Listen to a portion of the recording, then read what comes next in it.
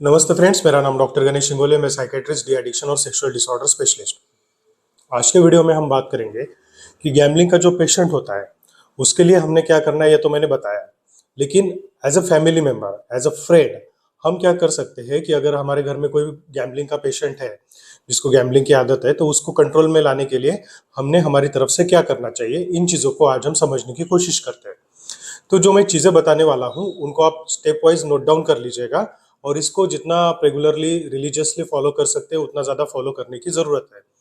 तो सबसे पहली शुरुआती चीज़ होती है कि आपको अपने पेशेंट का कॉन्फिडेंस विन करना है। जो पेशेंट होता है वो गैम्बलिंग कर रहा है, वो जानबूझ के नहीं कर रहा है।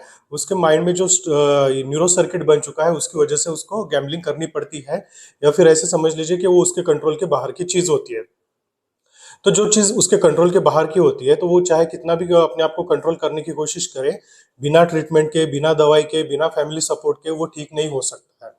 इसलिए सबसे पहली चीज़ आपको ये करनी है कि आपको पेशेंट का कॉन्फिडेंस जीतना है। पेशेंट को आपको ये बताना है कि देखो, जो लॉस हो गया उसको हमें भूल जाना है। जो पुराना लॉस हो गया वो कभी रिकवर होने वाला नहीं है, या फिर वो पैसे हमें वापस मिलने वाले नहीं है। तो ऐसी सिचुएशन में आपको पेशेंट को ये बताना है कि चलो, नुकसान हो गया, कर्जा हो गया, वो सारी चीजें अलग है, लेकिन अभी हमें फ्यूचर के बारे में सोचना है।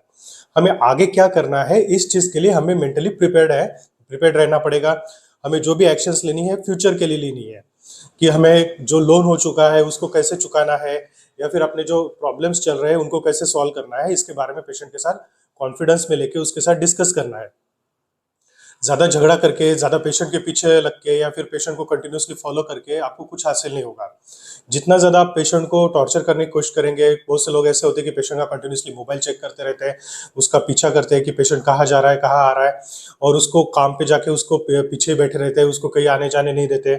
अगर वो नॉन वर्किंग है तो उसको घर में कैद करके रख देते हैं। ऐसी चीजों से प्रॉब्लम सॉल्व होने वाला नहीं है। आपको सिंपली पेशेंट का कॉन्फिडेंस विन करना है, और उसको अपने जो भी चीजें हो गई है उसके बारे में समझाने की कोशिश करना है। नेक्स्ट चीज होती है कि आपको पेशेंट का जो गैम्बलिंग का ऐप है उसको आइडेंटिफाई करना है, उसको अनइंस्टॉल करना है, और पेशेंट को बताना है कि इसको अभी आप दोबारा इंस्टॉल नहीं करोगे। इस चीज के लिए आप दिन का एक फिक्स समय रख सकते हो कि पेशेंट का मोबाइल आप उस वक्त चेक कर सकते हो। हमेशा चेक नहीं करना है कि उसके मोबाइल में गैम्बलिंग का ऐप तो नहीं है, कहीं ये गैम्बलिंग के ट्रांजेक्शन तो नहीं कर रहा है। इन केस अगर पेशेंट वर्किंग नहीं है या पेशेंट को स्मार्टफोन की रिक्वायरमेंट नहीं है, तो आप डेफिनेटली पेशेंट से उसका फोन ले सकते हो। उसको एक छोटा सा जियो वाला फोन लेके दे दो। कोई मतलब जो नॉन स्मार्टफोन होते हैं जैसे नोकिया के वगैरह, उस टाइप के फोन होते हैं, पुराने टाइप के, ऐसा एक फोन आप दे सकते हो कि पेशेंट उससे काम चला सके। दूसरा और सबसे इम्पोर्ट इसके बाद की सबसे इम्पोर्टेंट चीज होती है, पेशेंट के पास कोई ऑनलाइन ट्रांजेक्शन करने का सुविधा जरिया नहीं होना चाहिए।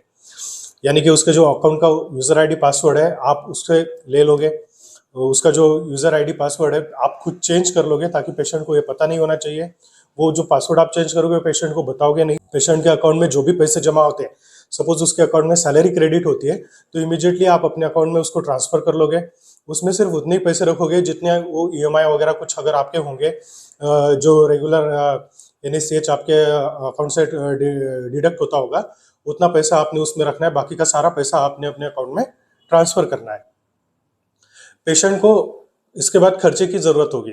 वो बोलेगा कि नहीं, मुझे अपने आने जाने के लिए, ऑफिस में आने जाने के लिए, डेली के खर्चे के लिए पैसे चाहिए, तो आप उनको सिंपली कैश दे सकते हो। आप उनको पूछ लो कि आपका कितना खर्चा होता है। सपोज आप ऑफिस में जाते हो तो बस से जा रहे हो, तो बस के टिकट का जितना किराया हो गया, वहाँ पे खाने का, लंच का, चाय का, कॉफी का, नाश्ते का जो भी खर्चा होता है, उतने पैसे आप पेशेंट को दे दोगे। उससे ज्यादा पेशेंट को पैसे देने की जरूरत नहीं है। नेक्स्ट चीज होती है कि आपने जो भी उनको एटीएम है, क्रेडिट कार्ड है, वो सारे आपने ले लेना है। ठीक है, एटीएम क्रेडिट कार्ड का जो पिन है उसको चेंज कर लो। बहुत बार क्या होता है, पेशेंट के जो ओटीपी है ट्रांजैक्शन के, अगर हम क्रेडिट कार्ड से कोई ट्रांजैक्शन कर रहे हैं तो हमें कार्ड की जरूरत नहीं होती है। हमें सिंपली अपना नंबर याद होना चाहिए और ओटीपी याद जो आएगा अपने आपके मोबाइल पे आ जाएगा, दैट्स इट। तो इसलिए आपने जो पिन होता है वो चेंज कर लो। ठीक है, जो एटीएम कार्ड, क्रेडिट कार्ड होते हैं, इनके आप पिन चेंज कर लेना। नेक्स्ट चीज होती है, आपके जो रिलेटिव्स है, जो फ्रेंड्स है, उनको आपको बताना है कि पेशेंट को ऐसे ऐसे प्रॉब्लम है। इसमें कुछ ऐसे मन में नहीं रखना है कि इससे हमारी बदनामी हो जाएगी, सोसाइटी में हमारी जो रेपुटेशन है वो कम हो जाएगी।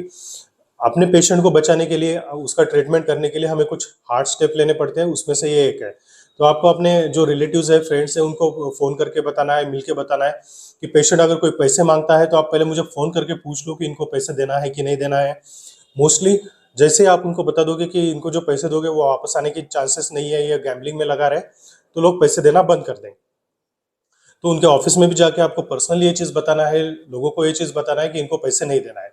उसके बाद की चीज़ होती है, आपको अपने पेशेंट के साथ क्वालिटी टाइम स्पेंड करना है, क्योंकि ये जो गैम्बलिंग की डिसऑर्डर्स होती है, ये जब इंसान खाली होता है, जो खाली वक्त होता है, उस वक्त उनको इन चीज़ों की क्रेविंग शुरू हो जाती है। उनको बहुत याद आती है कि कुछ गैम्बलिंग करें, कुछ पैसा लगाए। उनको जो पुराने इंसिडेंट है वो याद आना शुरू हो जाते हैं। उनको बुरा लगता है कि मैंने इतना इतना लॉस कर दिया, अब शायद कैसे इसको रिकवर करूँ, कुछ ऐसे नई स्ट्रैटेजी लगा देता हूँ जिससे मेरे पैसे वापस आ जाएंगे। तो इस सिचुएशन में पेशेंट को ये चीज़ें ना हो, इसके लिए आपने उनके साथ क्वालिटी टाइम स्पेंड करना है। सपोज पेशेंट ऑफिस में जाता है, 6 बजे ऑफिस के बाद आता है, तो आप बच्चों के साथ उनके साथ खेल सकते हो, उनको अपने घर में काम करने के लिए मोटिवेट कर सकते हो, उनको खाना बनाने के लिए सब्जियां काट दो, या फिर कपड़े सुखाने हैं तो वो सुखा दो, उनके साथ बैठो, उनके साथ टीवी देखो, कोई प्रोग्राम है, मूवी देखने के लिए आप बाहर जा सकते हो। बच्चों के साथ खेलने के लिए बोलो। आप खुद भी कोई गेम खेल सकते हो, जैसे कैरम का गेम हो गया या फिर चेस हो गया। ऐसे कुछ जो एक्टिविटीज होती है वो करने की कोशिश करो। पेशेंट को रेगुलर एक्सरसाइज की काफ़ी ज़रूरत होती है, तो उनको जिम लगाने के लिए बताओ। आप उनके साथ वॉक पे जा सकते हो, ये एक्टिविटीज़ आप कर सकते हो। इससे पेशेंट में जो अच्छे हार्मोन्स है, जैसे नॉरेपिनेफ्रिन हो गया, वो रिलीज होते हैं। उससे पेशेंट को फील गुड फैक्टर आता है, सेरोटोनिन का लेवल बढ़ जाता है, और बाकी जो डिप्रेशन एंजाइटी है पेशेंट में, वो कम हो जाती है। नेक्स्ट और इम्पोर्टेंट चीज़ होता है कंसल्टेशन। अब कंसल्टेशन में प्रॉब्लम क्या आता है कि लोग जनरली डॉक्टर के पास जाना नहीं चाहते। उनको लगता है कि ये कोई प्रॉब्लम है नहीं, कोई बीमारी है नहीं, मैं हम घर पे इसको ठीक कर लेंगे। आपको सबसे पहले ये चीज़ समझना है कि कोई भी नशे की बीमारी बहुत मुश्किल से छूटती है। अगर आप उसमें ट्रीटमेंट नहीं ले रहे हो तो ये आप सबसे बड़ी गलती कर रहे हो।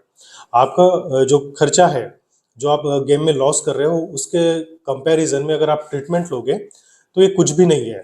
आपके रेगुलर खर्चे में भी काउंट हो सकता है। डॉक्टर की जितना फीस होगी आपकी उतनी ही जाएगी, मेडिसिन का जो थोड़ा बहुत खर्चा होता है उतना ही जाएगा, लेकिन आपके पेशेंट की लाइफ चेंज हो सकती है, आपके पूरे परिवार की लाइफ चेंज हो सकती है। इसलिए आपको कंसल्टेशन रेगुलर रखना है। अब प्रॉब्लम होता है कि लोग कंसल्टेशन लेते हैं, 1 बार लेते हैं, 2 बार लेते हैं। मैंने अपने पेशेंट में भी नोटिस किया है। उनकी टेंडेंसी ऐसे होती है कि अगर 1 महीने से पेशेंट ने गैम्बलिंग नहीं किया, 2 महीने से गैम्बलिंग नहीं किया, उनको लगता है पेशेंट ठीक हो गया, अब ये दोबारा गैम्बलिंग नहीं करेगा। सबसे बड़ी गलती यही होती है। इसमें प्रॉब्लम ये होता है कि मेडिसिन हम देते हैं, काउंसलिंग करते हैं, उसका अच्छा इफेक्ट आ जाता है, पेशेंट गैम्बलिंग करना छोड़ देता है, मोटिवेटेड भी रहता है। लेकिन जब ऐसे कुछ इंसिडेंट होते हैं, जब वो अपने आप को अपने कलीग्स के साथ कंपेयर करता है, आजू बाजू के लोगों के साथ देखता है जिनका करोड़ों में लॉस हो गया, वो बोलते हैं इन करोड़ों रुपए में शायद मैंने बंगला बना लिया होता, अपने बच्चों के लिए बेटर एजुकेशन लाता, तो गिल्ट महसूस होने लगता है। तो गिल्ट में वो सोचते हैं कि कहीं मैं दोबारा ऐसे गैम्बलिंग कर लूँ तो कुछ पैसा वापस आ जाएगा। और ऐसे सिचुएशन में क्या होता है कि जब आपका एक न्यूरो सर्किट ऑलरेडी बन चुका है ब्रेन में, जिसकी वजह से आप जैसे गैम्बलिंग करते हो डोपामिन रिलीज हो जाता है, पेशेंट है फिर गैम्बलिंग करने के लिए, मतलब डोपामिन रिलीज करने के लिए बार बार गैम्बलिंग करता है। अब उसने 2 महीने से गैम्बलिंग नहीं किया है, मेडिसिन चल रहा है, या सपोज मेडिसिन बंद हो गया है, तो इस सिचुएशन में क्या होता है, जो डोपामिन के रिसेप्टर्स होते हैं, वो एम्प्टी रिसेप्टर्स बन जाते हैं। वो डोपामिन की क्रेविंग होती है, या फिर वो डोपामिन के लिए भूखे होते हैं। तो अगर ऐसी सिचुएशन में पेशेंट ने एक आध बार भी गैम्बलिंग कर दिया तो डोपामिन का बर्स्ट एकदम से आ जाता है, और ये बर्स्ट पूरे रिसेप्टर्स को ऑक्यूपाई कर लेता है। और जो भूखा आदमी है, अगर उसको हमने थोड़ा बहुत खाना दे दिया तो उसको बहुत अच्छा फील होगा, वो बोलेगा मुझे और खाना चाहिए। तो यही चीज हो जाती है एक गैम्बलिंग एडिक्शन, या कोई भी एडिक्शन जो होता है उसके बारे में। तो अगर 2 महीने 3 महीने आपने गैम्बलिंग नहीं किया और अचानक से एक दिन गैम्बलिंग किया, तो आपके सारे रिसेप्टर्स ऑक्यूपाई हो जाएंगे, और आपको इंटेंस क्रेविंग होगी कि मुझे गैम्बलिंग करना ही है, करना ही करना ही है। अब इस चक्कर में पेशेंट बहुत ज्यादा गैम्बलिंग दोबारा चांसेस है कि वो उस तरफ जाएगा और आपके कंट्रोल में नहीं रहेगा। तो इसलिए आपने डॉक्टर के साथ रेगुलर कंसल्टेशन रखना है। जो मेडिसिन वो एडजस्ट करके देते हैं, जो डोजेस एडजस्ट कर देते हैं, वो डोजेस आपने पेशेंट को खुद खिलाना है, या फिर अपने सामने पेशेंट को खिलाना है। क्योंकि पेशेंट क्या करते हैं कि बहुत बार पेशेंट मैं दवाई खा रहा हूँ, क्योंकि किसी को कुछ साइड इफेक्ट होता है सपोज, या फिर किसी को भी दवाई खाना अच्छा नहीं लगता है क्योंकि उसका टेस्ट अच्छा नहीं होता है, किसी को लगता है कि मेरा वजन बढ़ रहा है, या फिर कुछ प्रॉब्लम तो नहीं हो जाएगा, इसकी आदत तो नहीं लग जाएगी, ऐसे बहुत सारे उनके मन में डाउट होते हैं। तो इन डाउट्स की वजह से वो मेडिसिन जल्दी से जल्दी बंद करना चाहते हैं। तो अगर वो मेडिसिन बंद कर देते हैं तो हमारा जो मेन टारगेट है कि हमें जो न्यूरो सर्किट बन चुका है, जो रिसेप्टर्स डोपामिन के लिए क्रेविंग कर रहे हैं, हमें उनको डिस्ट्रॉय करना है। तो ये जो फैक्टर होता है, ये डिस्ट्रॉय हम कंप्लीटली नहीं कर सकते, इसकी वजह से आपके पेशेंट में ये प्रॉब्लम बढ़ सकती है। तो इसलिए मेडिसिन रेगुलर देना है। कम से कम जो कोर्स होता है मेडिसिन का 1 साल का होता है, ठीक है। तो जैसे मैंने बताया, अगर आप ट्रीटमेंट स्टार्ट करते हो और सपोज 2 महीने में आपके पेशेंट की आदत छूट गई, इसके बाद में आपको 1 साल तक कंप्लीट ट्रीटमेंट लेना है, यानी कि 2 महीने प्लस 1 साल, आपका टोटल ड्यूरेशन हो गया 14 महीने, ठीक है। ये मिनिमम ड्यूरेशन आपके पेशेंट के लिए हो गया। अगर मेडिसिन बंद करने पे दोबारा प्रॉब्लम होता है तो हो सकता है ट्रीटमेंट लंबा चल सकता है। ये क्लियर कट मैंने बता दिया कि आपके ट्रीटमेंट का ड्यूरेशन कैसे रहेगा, आपको ट्रीटमेंट कैसे लेना है। मैं बहुत से बार फॉरेन कंट्रीज में साइकोलॉजिकल काउंसलिंग के सेशंस करते हैं।